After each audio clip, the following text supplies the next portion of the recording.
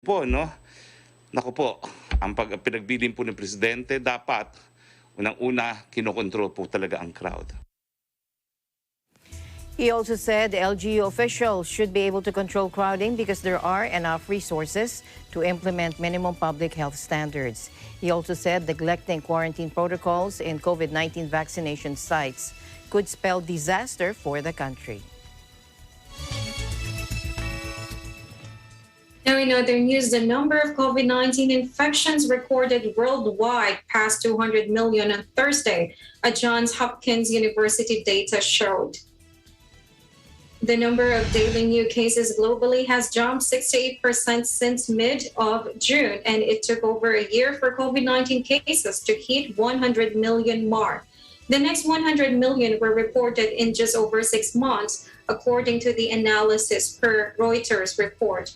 The pandemic has left close to 4.4 million people dead, and more infectious strain is driving a resurgence in the pandemic, especially in the Asia-Pacific region, where Thailand, Indonesia, and Japan continue to see new records, and the city of Melbourne entered yet another lockdown.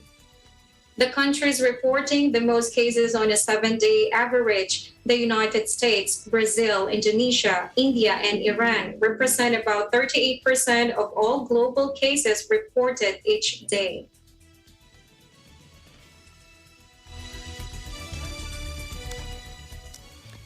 And joining us live from Thailand is Edge Peralta. And in Thailand, new cases hit 20,000 for the first time on Wednesday and then again on Thursday. Now, Edge Peralta will give us an update on the situation in Bangkok. Edge, I believe nearly 100,000 COVID patients have now been placed in home isolation there in Bangkok. Hello, Alma. Good afternoon. Good afternoon. Yes, that is correct. So for the latest news in Thailand, almost 100,000 COVID-19 patients in Bangkok alone are in home isolation as daily cases continue to soar in Thailand, according to Dr. Apisamai Srirangson, the assistant spokesperson for the CCSA, or Center for COVID-19 Situation Administration.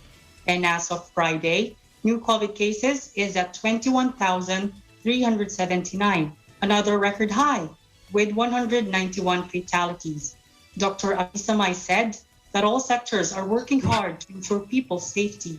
The regulations to allow the public to buy antigen test kits for self-testing has been amended by the Department of Health Service with support under the Public Health Ministry. There are 19 brands of antigen test kits that has been approved by the Food and Drug Administration, which can be bought in hospitals or pharmacies, and it is not permitted to be sold online or in convenience stores.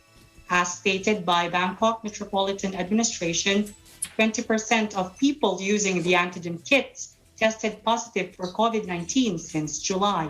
Dr. Apisamai said, if the results came out positive, don't panic. People can call to 1330 or contact the hospital where they're tested so that they'll be given timely medical treatment.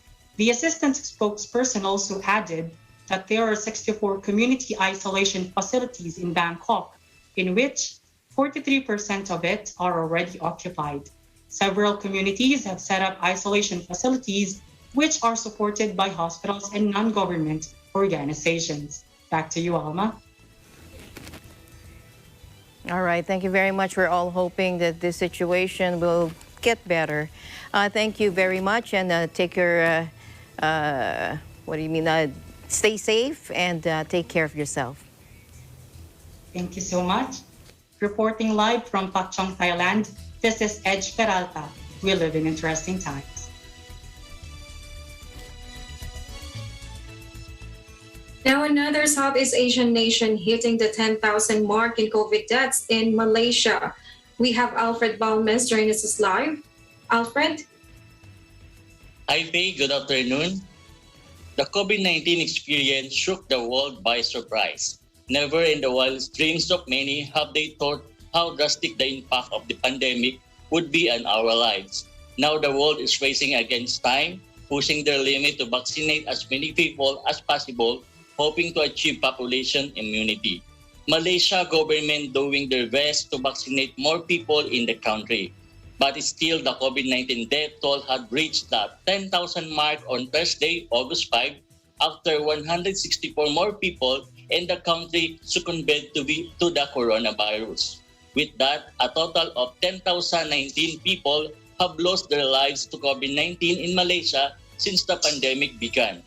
In his daily COVID-19 statement, Health Director General Tan Sri Dr. Nur Hisam said 100 people who died were Malaysian, while 14 were foreign national. At least 127 casualties and had some form of comorbidity or underlying condition.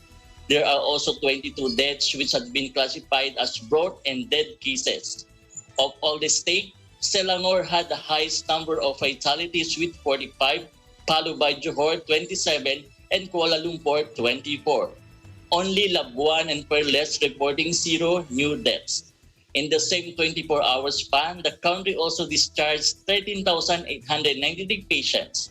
This is a new daily record for daily recoveries.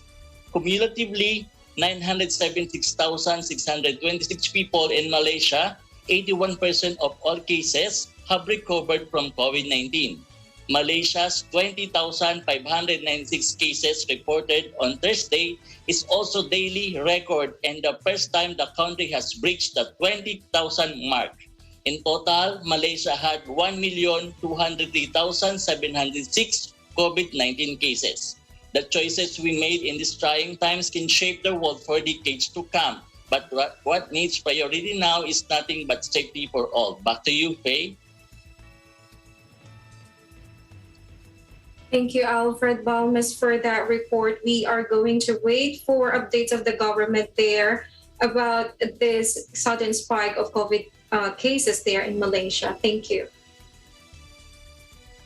Thank you so much. Live reporting from Kuala Lumpur, Malaysia. This is Alfred Balmes. We live in interesting times. And now we go from Malaysia, we go to Singapore, where a 79-year-old has died of COVID-19 complications. We are joined by Heather Clemente. Hello, Heather. Hello, Alma. Go A ahead. 79-year-old man has died as a result of COVID-19 complications, bringing the total of COVID-19 deaths in Singapore to 40. The man, identified as K67610, had not been vaccinated against COVID-19. According to the Ministry of Health, or MOH, he had a history of heart disease, chronic obstructive pulmonary disease, and hypertension. On Wednesday, the man passed away. He had sought treatment for shortness of breath and low pressure at Sengkang General Hospital the same day, and was later diagnosed with COVID-19. This is the third fatality from COVID-19 in August. As of Thursday, there were 577 patients in the hospital, with the majority of them doing well and being monitored. In the intensive care unit, or ICU, 8 people were in critical condition and 40 people needed oxygen. 7 of the 48 patients were fully vaccinated, 5 needed oxygen supplementation, and 2 needed ICU care due to underlying medical conditions. According to the MOH, 36 people over the age of 60 have become seriously unwell, with 31 of them being unvaccinated or only partially vaccinated. 80 local patients required oxygen supplementation, were hospitalized to the ICU, or died in the last 28 days. There were 48 people who had not been vaccinated, 24 who had been partially vaccinated, and 8 who had been fully vaccinated. As of Wednesday, 65% of Singaporeans have completed or received 2 doses of vaccine from the National Vaccination Program. About 78% have received at least 1 dose of a vaccine. Back to you, Alma. All right. Thank you very much, Heather, for that update there in Singapore. And I guess officials there are weighing whether they would be reopening the economy soon. Just read in the news, but then we'll wait for your update. Thank you very much. Thank you, Alma. Reporting live from EBC Singapore, I'm Heather Pilar Clemente. We live in interesting times.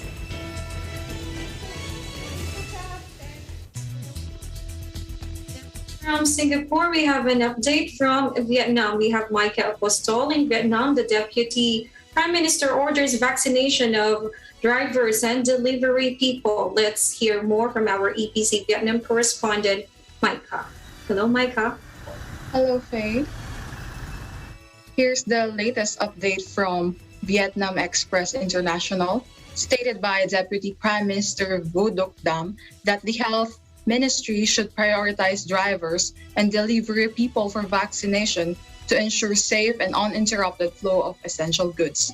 His instructions obeyed repeated requests by e-commerce companies and manufacturers to swiftly vaccinate shippers to meet the ascending demand for delivery, considering in big cities people are forced to stay at home due to COVID-19 outbreaks.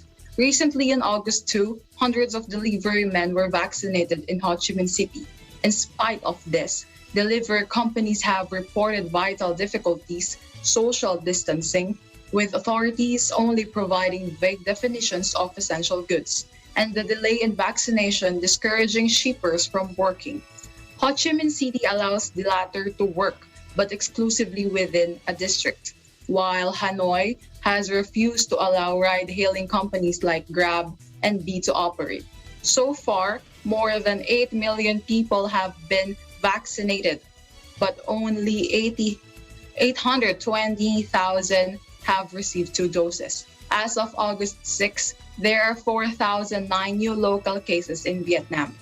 Back to you, Faye. Thank you, Micah, for that update. Keep the updates coming as well. Take care. Stay safe too, Faye. Thank you so much. Reporting live from Da Nang, Vietnam. This is Micah Gwyneth Apostol. We live in interesting times. Meanwhile, Indonesia's coronavirus death toll topped 100,000 as the country struggles to control the spread of the Delta variant. And the impact of the pandemic can be seen at this Rorotan Public Cemetery. It's one of the biggest COVID burial sites in the nation. Take a look.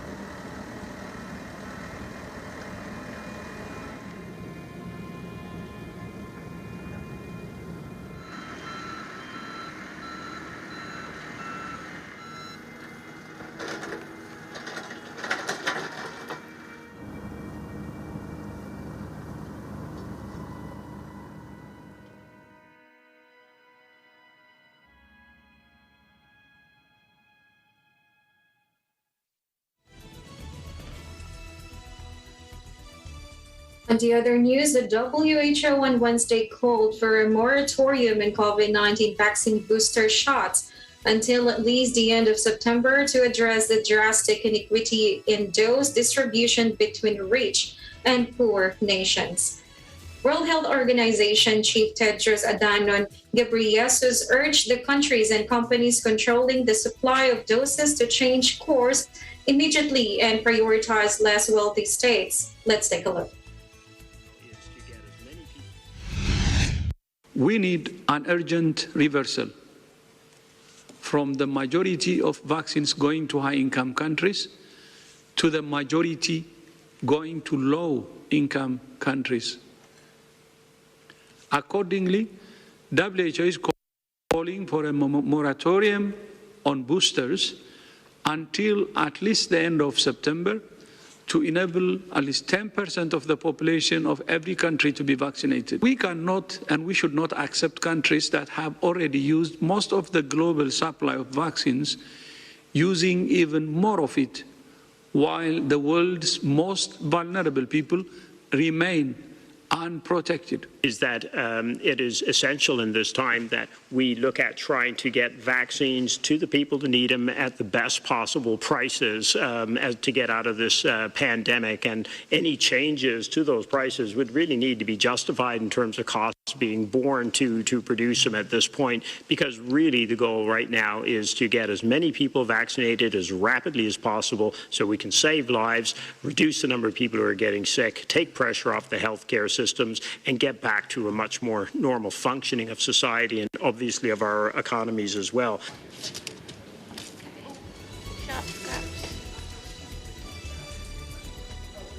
The World Health Organization on Wednesday urged COVID-19 vaccine manufacturers to keep their prices low and affordable after reports the two producers will raise the cost they are charging the EU.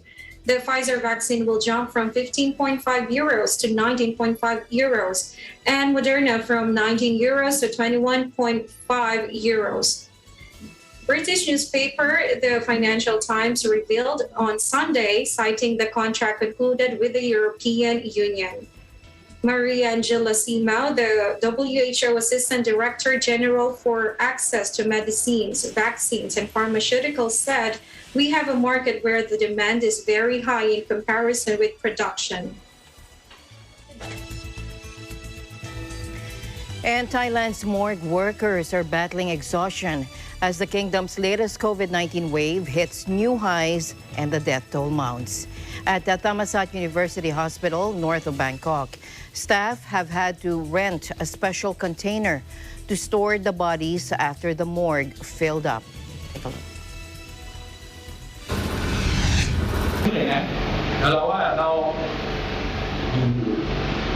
คือมันอาจจะไม่ใช่ด่านหน้าที่แบบจะต้องเจอคนไข้ที่ยังมีชีวิตแต่เราคือด่านสุดท้ายแล้วครับคือเราต้องช่วยเหลือเขาครับศพมันจะมีทั้งศพด้านข้างในกับข้างนอกเข้ามาเพราะฉะนั้นมันทำให้ปริมาณศพที่จะเก็บในตู้เย็นค่อนข้างล้นแล้วก็จะทำให้มีคอนเทนเนอร์ขึ้นมา ศพที่เข้ามาเป็นศพที่มีความเสี่ยงนะคะเราก็จะทำการสวอปก็คือเพื่อตรวจหาเชื้อโควิดก่อนนะคะซึ่งโดยปกติที่ตรวจจะใช้เวลาประมาณ1 วันนะคะถึงจะทราบผลเนี่ยศพที่ตรวจสอบไปเนี่ยเราก็จะเก็บเอาไว้ก่อน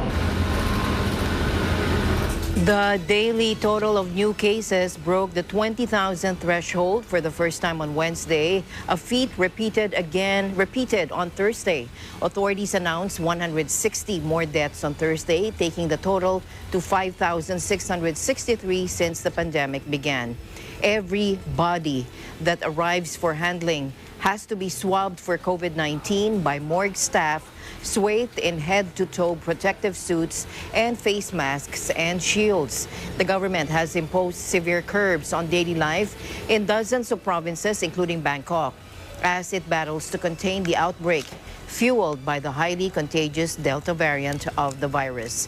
Bars, swimming pools, museums, and other public venues have been closed, strict limits placed on shopping malls and restaurants, and a 7-hour nighttime curfew imposed. But so far, the measures have not slowed the spread, with 20,920 new cases announced on Thursday, taking the total since the start of the pandemic to almost 700,000. After a sluggish start beset by procurement problems, authorities are trying to speed up the vaccination program, and more than 14 million people have now had at least one shot.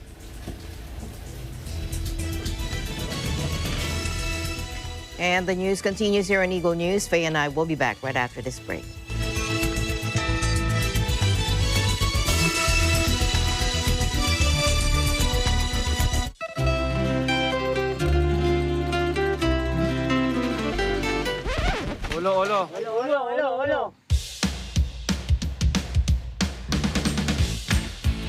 Sa ilalim ng dagat ay sisisig. Ang tahong ay hahangin. At ang kita ay palalaguin.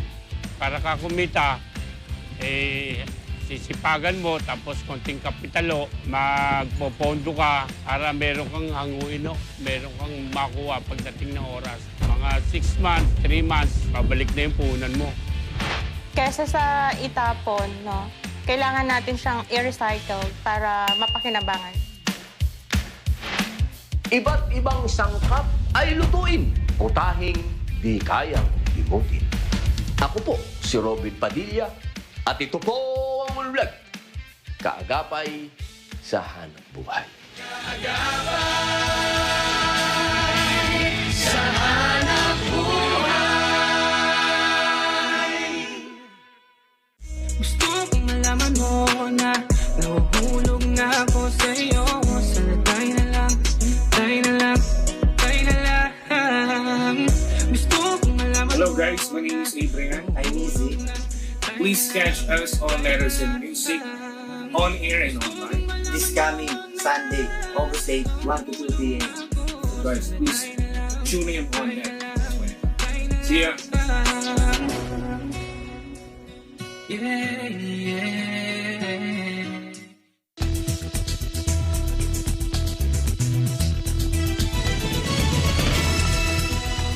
Welcome back to the program. Hundreds of young Malaysian protesters marched in the capital of Kuala Lumpur in defiance of strict government curbs amid the serious COVID-19 outbreak, demanding the resignation of Prime Minister Muhyiddin Yassin. And let's take a look. He done nothing but trouble in Malaysia.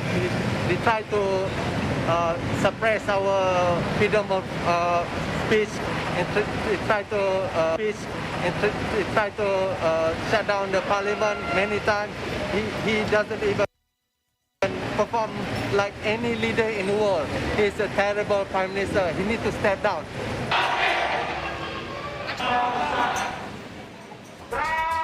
It was the first feasible demonstration in Malaysia for some time, as many had been reluctant to take the streets due to virus curbs and for fear of getting infected. But anger is growing at the government's handling of the virus outbreak, which is escalating despite a lockdown. And Prime Minister Muhyiddin Yassin's attempts to keep his crisis-ridden administration in power. Organizers said about 1,000 demonstrators took part, but the police put the number at around 400. Police told local media that the protesters will be called in for questioning as they had violated the ban on gatherings. Prime Minister Muhyiddin took power at the head of a scandal-plagued coalition last year without an election following the demise of a reformist administration. And Malaysian political heavyweights Mahathir Mohamad and Anwar Ibrahim put aside long-running animosity and joined an opposition protest on Monday against the shutdown of parliament and demand the country's embattled premier to resign. The final day of a parliament session due to take place on Monday has been cancelled after the discovery of several coronavirus cases in the legislature. But rivals accuse Prime Minister Muhyiddin Yassin of using COVID-19 as an excuse to dodge a no-confidence vote that could cause the collapse of his crisis-hit government. The parliament sitting, which began last week, was the first this year after political activities were suspended under a state of emergency, ostensibly to fight a worsening outbreak. On Monday, two-time former Prime Minister Mahathir and Anwar stood side by side at the head of a group of around 100 lawmakers before they tried to march onto Parliament. The pair's turbulent relationship has long loomed over Malaysian politics, and it has been rare to see them together since the collapse of their coalition government last year amid infighting. Even when people condemn Prime Minister Muhyiddin, he remains shameless and refuses to step down, according to the former Prime Minister Mahathir, 96, telling this to reporters in a historic Kuala Lumpur square. Staying in Malaysia, Malaysian Prime Minister Muhyiddin Yassin refused to yield to mounting calls to quit. but said he would face a no confidence vote in parliament in September. Political tensions have been escalating in the country after the king rebuked the administration for misleading parliament and hundreds staged a rare anti-government protest last weekend. The latest blow came Tuesday when several members of the United Malays National Organization, or UMNO, the biggest party in his coalition, publicly pulled their support and a cabinet minister resigned from his post. UMNO leaders said the withdrawal of support means Muhyiddin no longer commands a majority in parliament. Prime Minister Muhyiddin met with key advisors late into the night and on Wednesday had an audience with Malaysia's king, Sultan Abdullah Ahmad Shah, whose support is important in Malaysian politics. In the meeting, I informed the king that I have sufficient declaration letters, which has convinced me that I still have the confidence of the majority of MPs in the parliament at the moment, he said in a televised address. And hence, the stepping down of myself as prime minister under the constitution does not arise, he added. And a vote of confidence for my leadership will be proposed in parliament, which will meet in September. Prime Minister Muhyiddin said the king agreed to his proposal, and Malaysia's premier took power last year at the head of a scandal-hit coalition, but his government is in crisis after key allies withdrew support, and he has been heavily criticized for his handling of a worsening coronavirus outbreak. And Parliament last month began sitting for the first time this year, but a final session scheduled for Monday was cancelled after the discovery of several coronavirus cases in the legislature. Prime Minister Muhyiddin's rivals say the cancellation was an excuse to dodge a no-confidence vote. Political activities had been suspended under a state of emergency, ostensibly to fight the coronavirus outbreak, and the emergency officially ended on Sunday, although a nationwide lockdown remains in place. In other news, the Association of Southeast Asian Nations, or ASEAN, has called on all parties to exercise self-restraint in the conduct of activities that would complicate or escalate disputes in the South China Sea. In a joint communique released on Wednesday, ASEAN said all member states reaffirmed the need to enhance mutual trust and confidence and avoid actions that may further complicate the situation in the area. It read, quote, "We further reaffirm the need to pursue peaceful resolution of disputes in accordance with the universally recognized principles of international law, including the 1982 UNCLOS.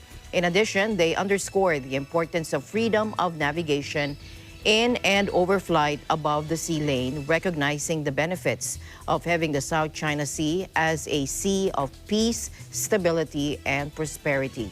The statement came following an August 2 meeting among the bloc's top diplomats for the 54th ASEAN Foreign Ministers meeting.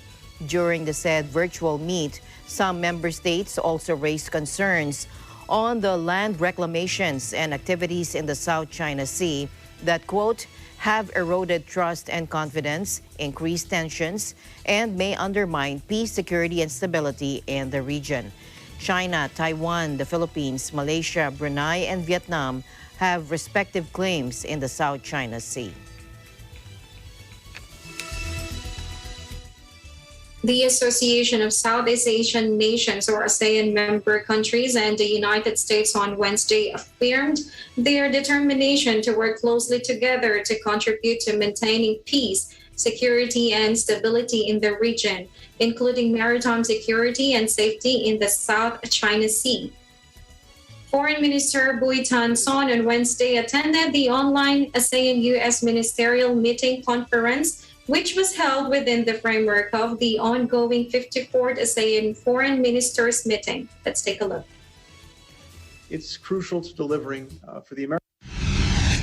With its huge potential, the U.S. has a lot to contribute in the years to come in strengthening the ASEAN community. ASEAN welcomes the U.S. strong commitment in deepening cooperation with ASEAN. At the same time, ASEAN looks forward to working closely with the U.S., in particular with Secretary Antony Blinken to further deepen the strategic partnership between ASEAN and the US for the region's peace, stability, and development cooperation. As I think you know, the United States is committed to reinvigorating our alliances and partnerships around the world, and re-engaging robustly in Southeast Asia is a crucial part of that.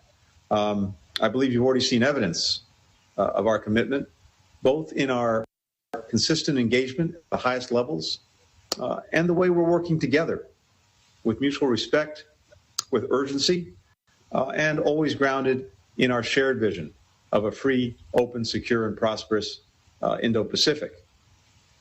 The United States sees a strong ASEAN as central to that vision, and we remain firmly committed to the ASEAN outlook on the Indo-Pacific. We recognize the critical importance of working together toward this vision because, in addition to being good for people in Southeast Asia, it's crucial to delivering for the American people, which President Biden has made clear is the top priority for our foreign policy. The United States emphasized its support for ASEAN's stance on the South China Sea issue and welcomed ASEAN's role in promoting cooperation and dialogue and building trust in the region, as well as ensuring the full and effective implementation of the Declaration of Conduct in the East Sea. And the U.S. also said it supports building an effective and efficient code of conduct in the East Sea in accordance with international law and the 1982 United Nations Convention on the Law of the Sea. At the same time, ASEAN looks forward to working closely with the U.S., in particular with... Meanwhile, the Asean-New Zealand ministerial meeting was held via video conference on August 5 within the framework of the 54th ASEAN Foreign Ministers Meeting, or AMM 54, and related meetings, and they agreed to ensure regional peace, stability in the Indo-Pacific region. They also agreed to support each other in COVID-19 response and sustainable recovery. Again, let's take a look. New Zealand will always be a strong... Sadly, though, these are not easy times in which I take on this responsibility, with many of you experiencing new COVID outbreaks due to the Delta variant.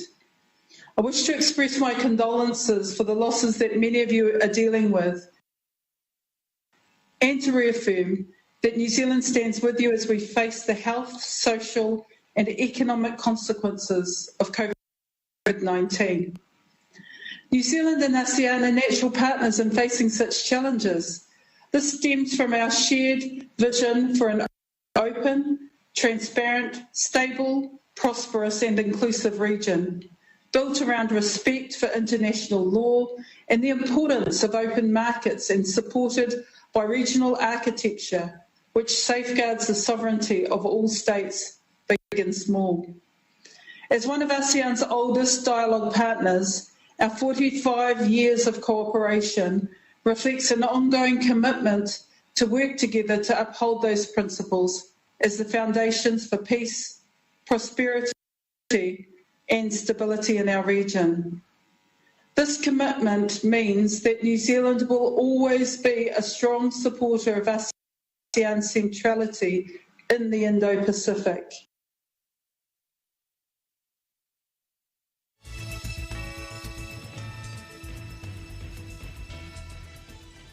Now, in other news, thousands of military personnel from Indonesia and the United States are participating in joint drills for 2 weeks, described as the largest ever between the two countries. The exercises focus on island defense are being held in 3 locations: Sumatra, Kalimantan, and Sulawesi, from August 1 to August 14, the Indonesian military said on Wednesday. More than 2,100 Indonesian military personnel and 1,500 from the U.S. Army are involved in the drills and part of the yearly Garuda Shield exercises organized since 2009, and it added. The American soldiers landed in coronavirus-racked Indonesia in late July and were tested for COVID-19 on arrival. Indonesian Army Chief of Staff Andika Perkasa said the drills were aimed to improving relations between the countries and upgrading the skills of both militaries. They include field training, live fire, aviation, and medical exercises. And the United States has been strengthening its presence in the Asia-Pacific region and wooing allies as competition heats up with China.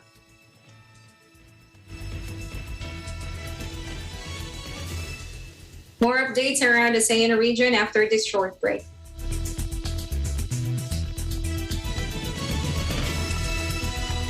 Mapupuno ng saya, impormasyon at inspirasyon ang hapon mo sa Afternoon Power. Handog sa inyo ng Net25.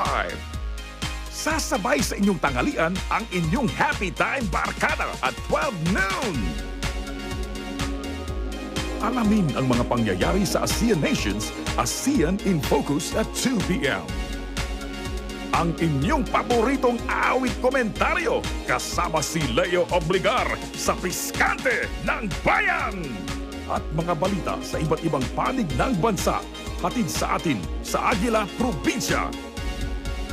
Siksik ang hapon mo mula Lunes hanggang Biyernes ang inyong Afternoon Power sa Net25.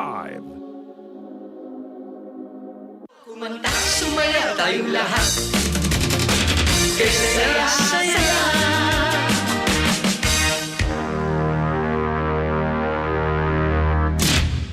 Hindi makukumpleto ang kada umaga ng walang mainit at masarap na kape.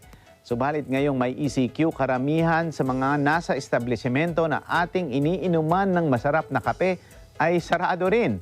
MSMEs again are affected by the lockdowns. Small businesses should continue learning new strategies, including keeping up with the digitalization to survive the pandemic.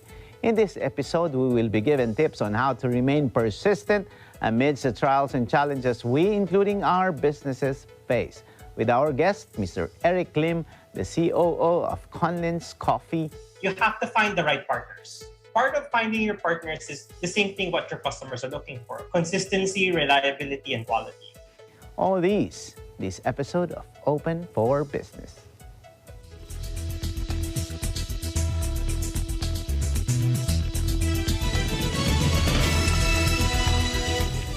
The Bangko Sentral ng Pilipinas, or BSP, will remain on guard against challenges posed by the coronavirus pandemic to keep the country's inflation rate within the target band.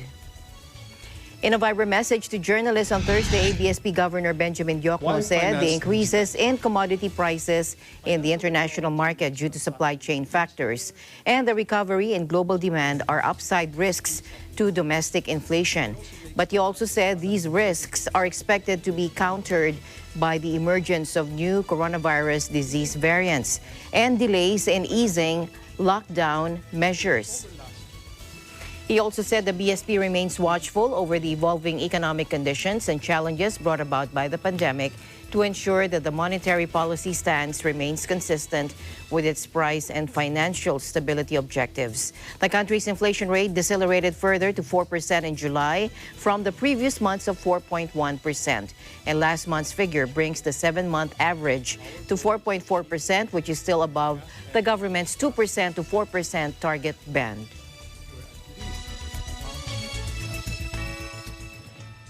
Indonesia's economy bounced back in the second quarter to post its first growth in more than a year. But analysts warn the recovery might be short-lived as COVID-19 surges. Southeast Asian largest economy grew by 7.07% in the April to June quarter compared with the same period last year, the Central Statistics Agency, BPS, said on Thursday. The figure is higher than a projection by the Central Bank of Indonesia, which predicted growth of 6.75%. The expansion, the first positive figure in 5 quarters, was driven by a pickup in exports and imports as Indonesia's trading partners also saw greater activity. And BPS head Margo Yuwono said For the economy to keep growing, the key is how we manage the health sector, comply with health protocols, and vaccinate people to reach herd immunity. But analysts believe Indonesia will struggle to record continued growth as a virus surge triggered by the Delta variant racks the country. Swiss Vice President and Foreign Minister Ignacio Cassis kicks off his visit to Vietnam by meeting Vietnamese counterpart Bui Tan Son, aiming to boost bilateral ties. Take a look. Et la belle nouvelle qu'il y aura un envoyé spécial pour le Myanmar qui aura la tâche de reconduire à une stabilité et à une démocratie le plus possible dans ce pays. Elle est soutenue par la Suisse comme l'agenda des 5 points, le consensus des 5 points qui a été établi en avril de cette année.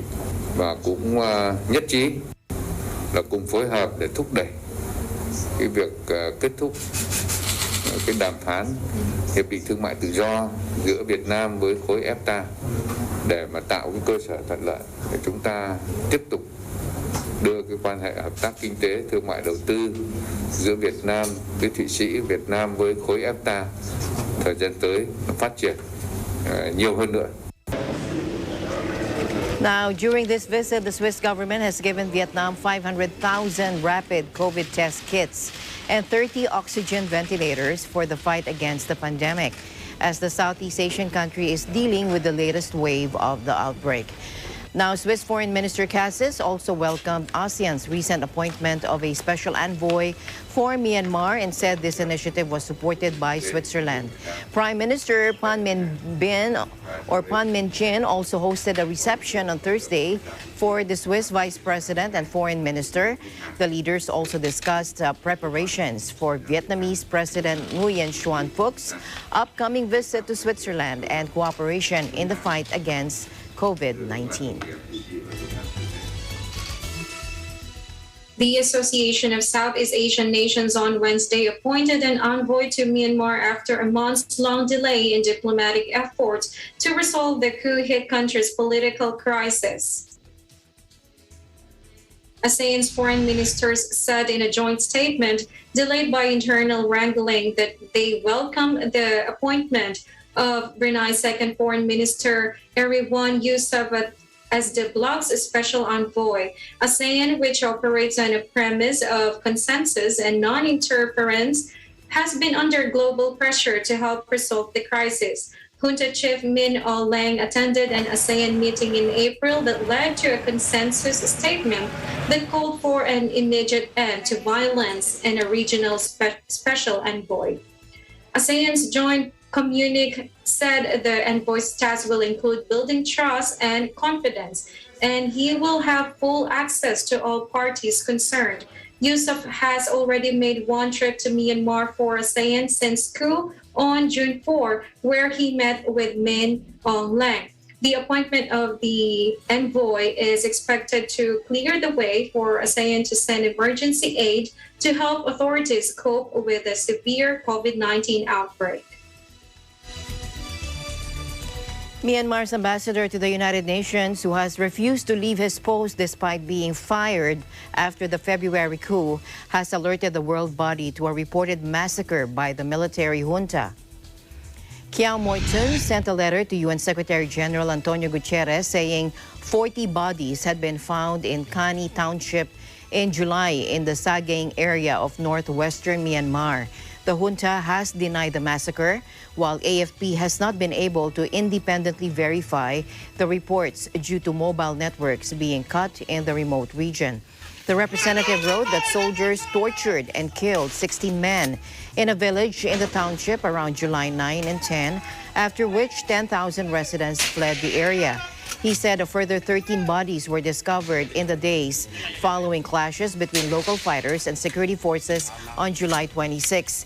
Kiao Moitun added that another 11 men, including a 14-year-old boy, were killed and set on fire in a separate village on July 28. Now, in the letter, the ambassador repeated his call for a global arms embargo on the ruling junta and urgent humanitarian intervention from the international community.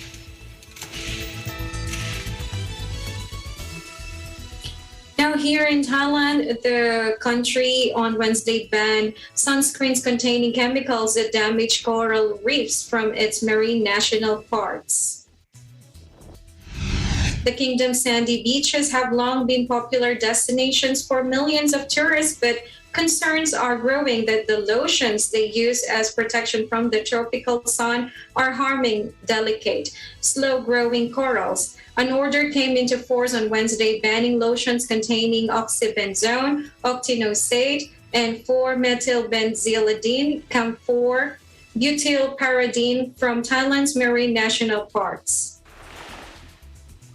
And this announcement said the science showed the chemicals deteriorate coral reefs, destroy coral larvae, and obstruct their reproductive system and cause coral reef bleaching. And Thailand follows the Pacific island of Palau and the U.S. state of Hawaii, which have already imposed similar bans. Violators face a fine of up to 100,000 Thai baht or $3,000, though officials have not said how they plan to enforce the ban.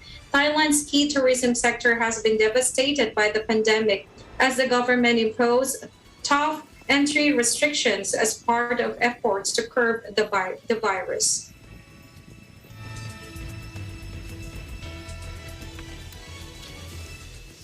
And ASEAN in Focus, we'll be right back. Stay tuned.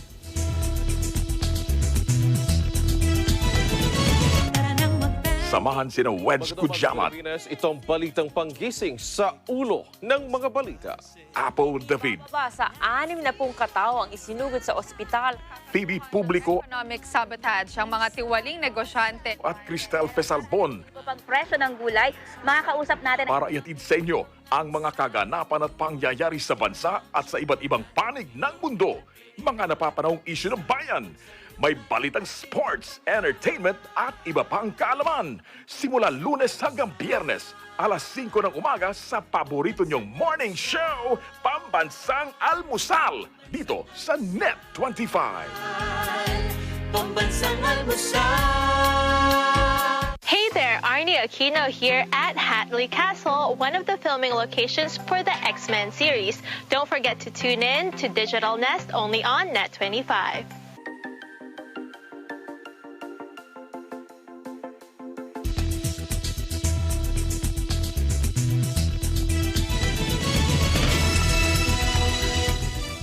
Welcome back. Carlo Paalam is one victory away from winning a first Olympic gold medal for the Philippines in boxing after his master class on Thursday in Tokyo.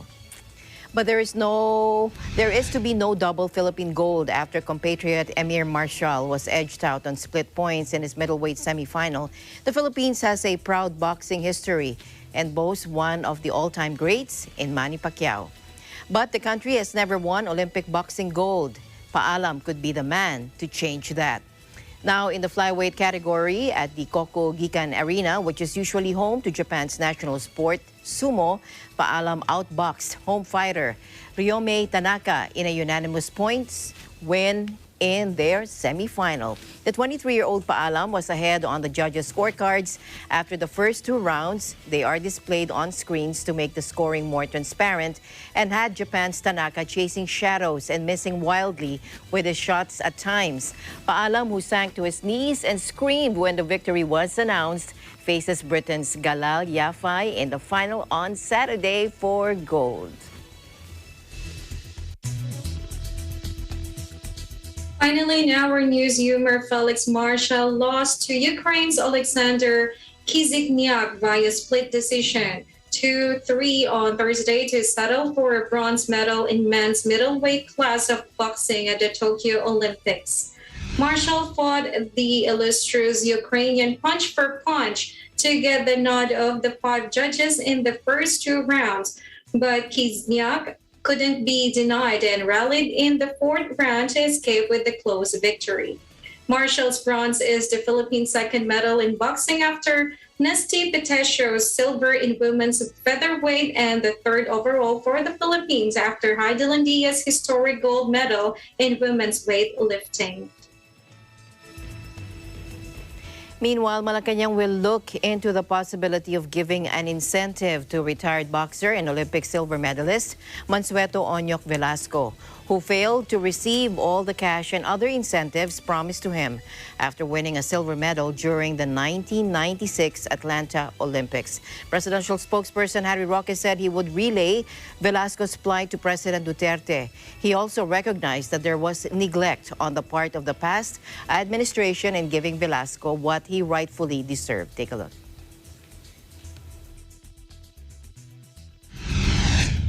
Napakahirap kasi mangako doon sa mga bigong pangako ng nakalipas na administrasyon, no? Pero unang-una po, no, ite-trace po natin kung kailan yung effectivity ng law na nagbibigay ng 10 million. Hindi ko po kabisado. Hindi po gaya ng ilang malalaking tao dyan, akala noo sa batas. Ako po ay do not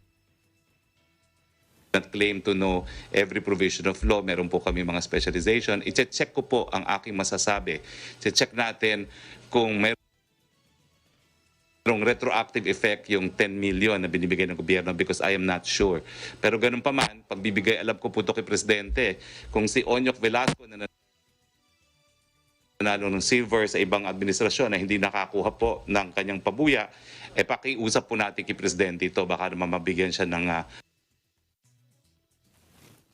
pabuya ngayon. Pero kapabayaan po yan ng gobyerno na hindi nagbigay sa kanya ng pabuya.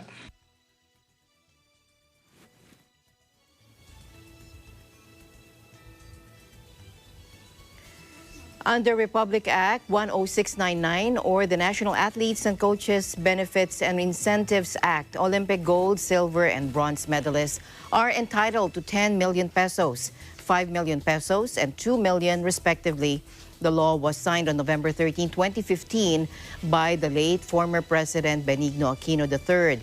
Velasco admitted that he received a one-time cash incentive amounting to 750,000 pesos. The 47-year-old former boxer also received an additional 1.2 million from the Republic Act number 9064 or the Sports Benefits and Incentives Act that was passed during the time of former President Gloria Macapagal-Arroyo. However, Velasco said he didn't recall receiving the 2.5 million he was pledged by members of the House of Representatives in 1996. While the house and lot that he was promised was turned over to him, he also said he has not received the transfer certificate of his title. Kung mayroong retroactive effect yung 10 million na binibigay ng gobyerno because I am not sure. Thank you very much, Faye, for keeping me company today, and you have a safe weekend.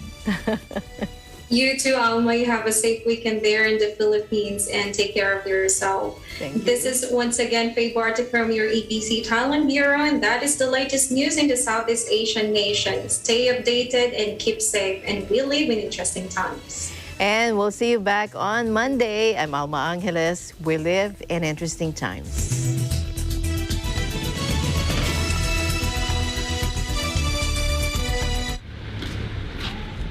Ako po si Ronnie, isa po ako sa nawalan ng trabaho ngayong pandemya.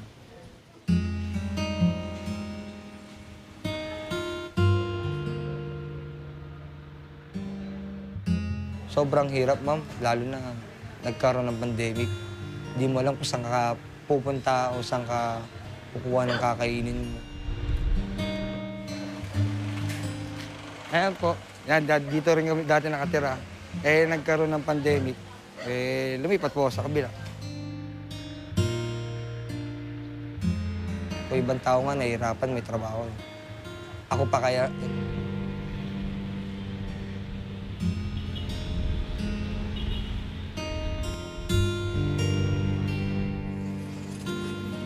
Ito po yung bahay ko na pinaglipatan ko mula Pidukos hanggang dito. Nagkaroon po siya ng ECQ, ma'am. Hanggang sa nahirapan na kami, nawalan na kami ng hanap buhay.